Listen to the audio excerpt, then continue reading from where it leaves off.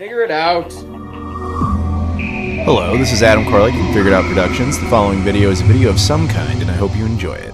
Hey guys, it's Adam here, and today we're going to be talking a little bit about some PlayStation 5 news, which I actually found kind of interesting. I don't usually do a whole lot of news videos, though I want to talk about this. I know I did a couple recently, and I'm going to talk about that Xbox podcast thing that's coming up, so we'll set aside that for now. But if you guys could do me a favor, once we talk about this, just do me a favor. Like the video, comment down below, subscribe if you haven't done that before, and then check out all the social media stuff in the description. Twitter, Instagram, Facebook, Discord, Patreon, Spreadshirt, Travel Channel, all that stuff is in there. Anyway, thank you. But yeah, today was kind of a strange day so far. So I woke up to this news. So Sony had their earnings investor Q&A, which is just kind of a standard thing corporations like to do, where basically their investors that, more or less pay their bills, tell them, ask questions about how the business is running, what they're going to do to maximize profits, blah, blah, blah. Now, first, it must be understood that the entire purpose of these types of meetings is for the people actually working at Sony to make the investors feel secure about their investment and tell them, like, here's all these things we want to do that's just going to make you more money. So please don't pull out your support. Just keep supporting us. We got plans. That means take a lot of this with a grain of salt. Because a lot of this is, we're the public. We're not really intended for this information, but because Sony's a publicly traded company, that's how obviously it must come out. But keep in mind, this is not really intended as video game demographic news. It's more about corporate demographic news. And investors are often told a lot of things just to make them feel a lot better. But just because they're told that doesn't mean that actually turns into policy. And one such example would be the entire reason Nintendo originally announced Metroid Prime 4, like what feels like a lifetime ago, was just because at the time they weren't doing as nearly as well. The Wii U had flopped. The Switch was kind of an unguaranteed system at that point, and they wanted their investors not to feel bad, so they're like, oh, we're going to do Metroid Prime. Everybody loves Metroid Prime. Stick with us, because that's going to be a huge hit. That's why we still haven't really seen that game. So my point is, not everything they say actually turns into physical, reality, but essentially it's still worth talking about. So there were two kind of main things. One that went a little more under the radar, but just kind of fascinating to me, and then one that's the bigger one, which is probably why you're here. So we'll save that for the second point. So I'm just going to read this exact quote. So there was Sony president, forgive my pronunciation here, Hiroki Totoki. He said more or less that the company is considering doing third-party stuff, like similar to the way Xbox was just kind of talking about the same idea last week, or you can kind of think it like Sega saying, hey, we're not going to make consoles, we're going to make games for other systems. Kind of like that, but not nearly to that extreme. So here's the quote. In the past, we wanted to popularize console and the first-party titles. Main purpose was to make the console popular. It is true, but there is a synergy to it. So if you have a strong first-party content, not only with our console, but also on other platforms like computers, first party can be grown with multi-platform, and that can help operating profit to improve. So that is another one we want to proactively work on. It's a little muddled, but I personally think there are opportunities out there for improvement of margins, so I would like to go aggressive in improving our margin performance. That is basically saying, the translation more or less from Japanese to English and then English to video game nerd, is basically we're considering putting some of our big first-party titles on other platforms. Now, Sony already does this to an extent. They do put some games that they produce onto PCs. This more or less suggests the possibility that they might be willing to continue to do that, but on additional ecosystems, such as potentially Xbox, potentially Nintendo stuff. Now, the problem with that is that, well, we don't really know what Xbox is about to do, so we can't really speculate on that. Also, this is a Japanese meeting. The Xbox brand is almost irrelevant over there, so I kind of doubt he's talking about that. So it's possible he's talking about putting down maybe watered-down versions of games on Switch hardware.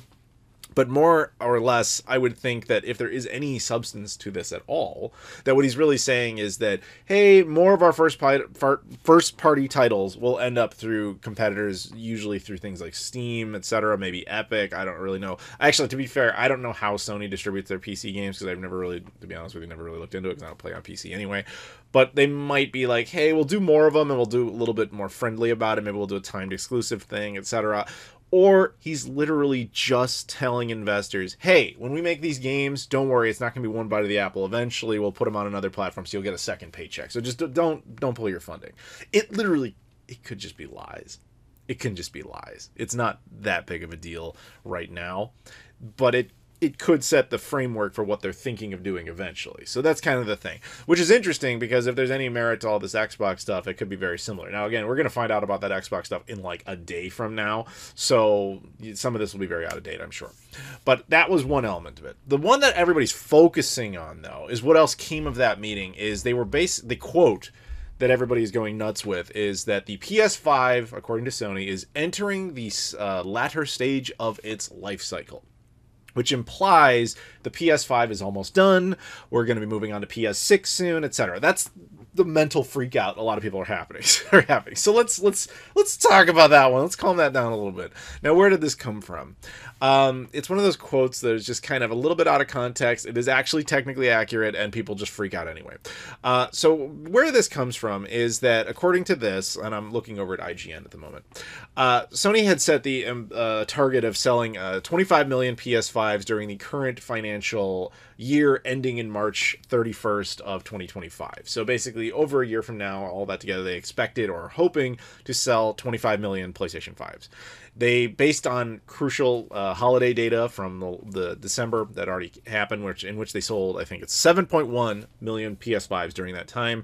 They're now tempering their expectations a little and dropping the number from 25 million expected to be sold by the end of March 2025 to 21 million. Thus, they're lowering it by 4 million is their expectation.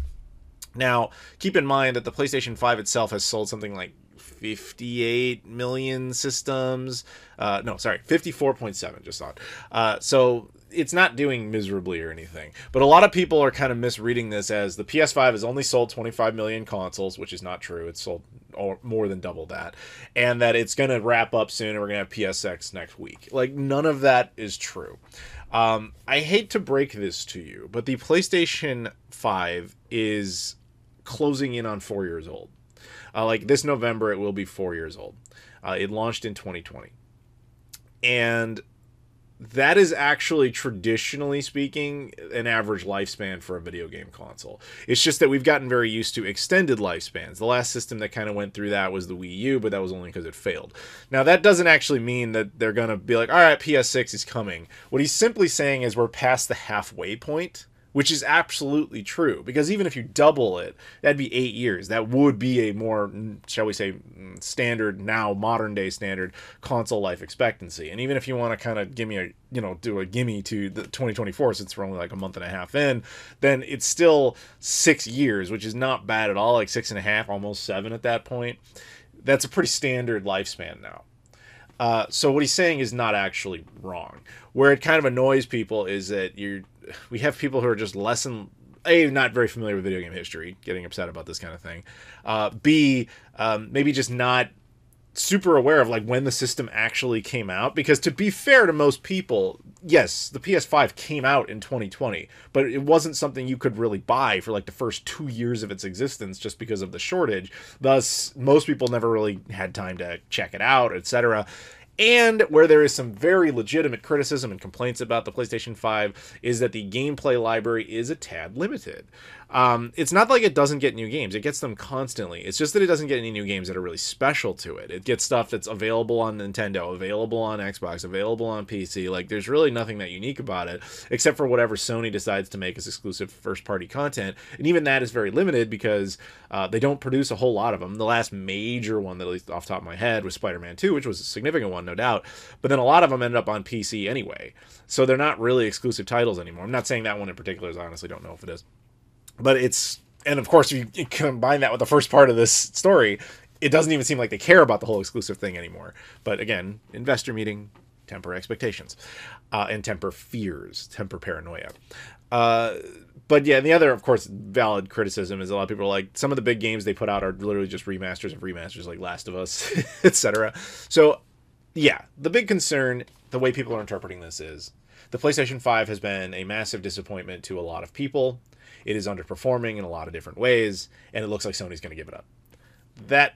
None of that is actually quite true. It's just like, it looks like that, but you can break down every part of that. Now, it is financially, it's not doing quite as well as they had hoped, clearly, but it's not exactly what you would call a dud. And it no doubt would have sold a lot better had it not been for shortages, which were due to a series of external factors. So the PS5 has quite a few years left in it. Don't worry about that part. And again, the game side of things is completely fair game criticism, though. You know, but that's kind of what he was addressing in the first part, is that we have to work on more of these titles, but it doesn't mean they necessarily have to be just on PS5, because it's hard to kind of, you know, move the system around that. So again, it's just an investors meeting, and a lot of this can be taken with a grain of salt. If you ask me, all that really substantially means out of this whole thing is that they are clearly setting up for PS6, but I wouldn't expect it for like another 3 years. And that you might start seeing some of their first-party titles be a little bit more prominently promoted on competing platforms, namely PC. But that's about it. And none of that is all that different than the world we already live in. Like, they're already putting stuff on PC. It's fully within expectation that we're going to have the system around for a while. It's uncomfortable, I think, for people to hear the idea that it's already past the halfway point, but then they interpret past the halfway point of, like, you know, the 51% barrier to like, oh, that's 99% barrier and PS6 is coming out tomorrow. Not true. So basically, just calm down, relax, keep calm, carry on, play games. that's really all this is.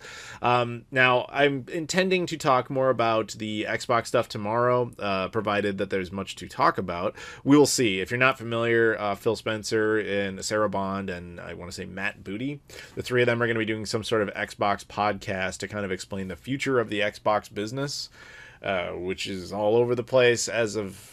There was talk that they're completely pulling out of consoles and pulling out of hardware, and then it was like, well, that's probably not true, but they're probably not necessarily making consoles anymore. They're just going to start supporting a bunch of platforms.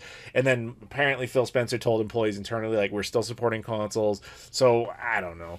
It could just be like, yeah, we're still going to continue to support the Xbox brand. We may even do another machine. It may be an all digital future, and then eventually we're just going to do software entirely for everybody. We don't know. Simple truth is we don't know. And we may know tomorrow. So stay tuned, and hopefully if I have time, I will cover that if anybody's interested in seeing it. So there you go. If you guys can do me a favor, please like this video, comment down below, subscribe if you've never done that before, as well as check out all the social media stuff in the description: Twitter, Instagram, Facebook, Discord, Patreon, especially that, Spreadshirt, Travel Channel. Appreciate the support. Thank you so much for watching, and I'll see you all later.